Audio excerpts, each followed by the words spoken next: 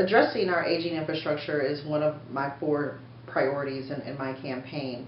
I've heard from a lot of residents about their concerns with our sewer system, especially in those areas that still have combined sewers, and of course resurfacing and reconstructing our streets.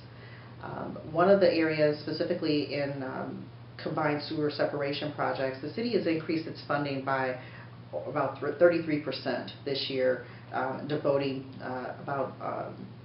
just about $1.5 million to separating combined sewers in our community.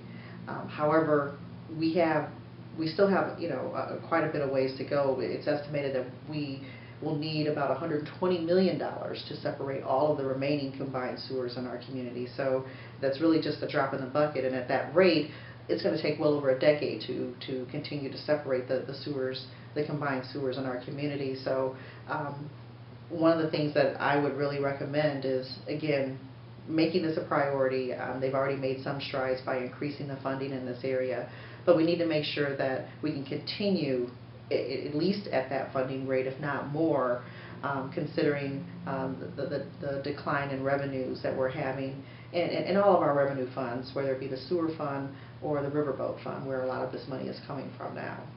In terms of street resurfacing, the city was able to take advantage of some very favorable pricing in 2010 and resurfaced, I think, over 16 miles of street, which was a whole lot of street resurfacing for 1 year.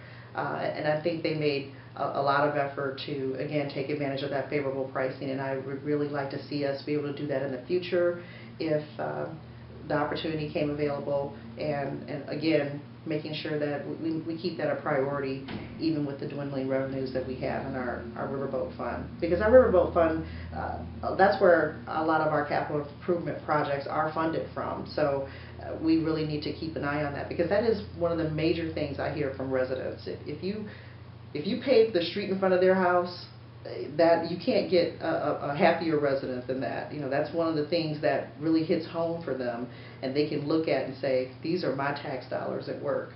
And so I think that's something we really need to do and focus on in our community, because it really does make a huge difference in terms of the satisfaction of our residents and the quality of life in our community.